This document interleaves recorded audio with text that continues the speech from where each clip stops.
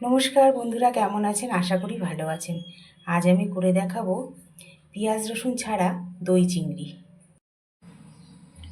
দই চিংড়ি করতে এখানে আমি নিয়ে নিয়েছি চিংড়ি মাছ 500 গ্রাম, ভালো করে ছাড়িয়ে ধুয়ে রেখেছি।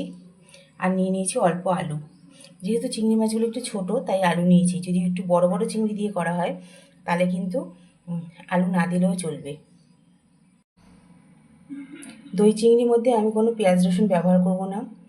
যারা মাছে পেঁয়াজ রসুন পছন্দ করে না, এই রেসিপিটা তাদের খুব ভালো লাগবে।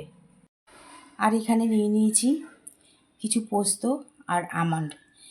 আমন্ডটা কিন্তু একটু বেশি নিতে হবে, মাছ অনুযায়ী আমন্ডের পরিমাণটা কম বেশি করতে হবে। লবণ হলুদ দিয়ে দিয়েছি, মাছেও দিয়েছি, একটু আলুতেও দিয়েছি। এবার এগুলো একটু ম্যারিনেট করে নেব। কড়াইতে সর্ষের তেল দিয়ে তেলটা গরম করে নিয়েছি। এবার দিয়ে দেবো আলু। আলুগুলোকে বেশ লাল লাল করে ভেজে নেব। মোটামুটি আলুগুলো ওই ভাজতে ভাজতেই যাতে নরম হয়ে যায়। মাছগুলো দিয়ে দিয়েছি, মাছগুলোকে এবার হালকা করে ভেজে নেব, খুব বেশি কড়া ভাজবো না, তাহলে মাছগুলো শক্ত হয়ে যাবে। চিংড়ি মাছগুলো ভাজা হয়ে গেছে। এবার দিয়ে দেবো দুটো লঙ্কা, দিয়ে দেবো আমন্ড আর পোস্ত পেস্ট, দিয়ে দেবো লবণ, হলুদ, দিয়ে দিয়েছি কাশ্মীরি লঙ্কার গুঁড়ো। এবার সব কিছুকে একসাথে একটু কষিয়ে নেব। মশলাটা বেশ কষানো হয়ে গেছে। এবার দিয়ে দেবো টক দই।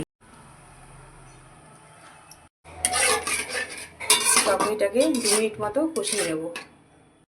হয়ে গেছে আমার। দিয়ে দেবো ভেজে রাখা চিংড়ি আর ভেজে রাখা আলু। যেহেতু এখানে বেশ অনেকটা টক দই দেওয়া হয়েছে, তাই সামান্য মিষ্টি দিয়ে নিলাম। এটা আমার কষানো হয়ে গেছে। এবার দিয়ে দেবো একটু উষ্ণ গরম জল। অল্প করেই জল দিয়ে দিয়েছি, বেশি জল দেবো না, কারণ জিনিসটা একদম মাখা মাখা হবে। পেঁয়াজ রসুন ছাড়া দই চিংড়ি আমার কিন্তু রেডি। এবার গ্যাস অফ করে দেবো। দই চিংড়ি আমার রেডি।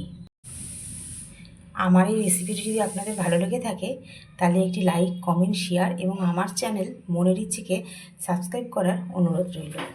আজকের মতো এই পর্যন্ত। আবার আসবো নতুন কোনো রেসিপি নিয়ে। আপনারা ভালো থাকবেন, সুস্থ থাকবেন।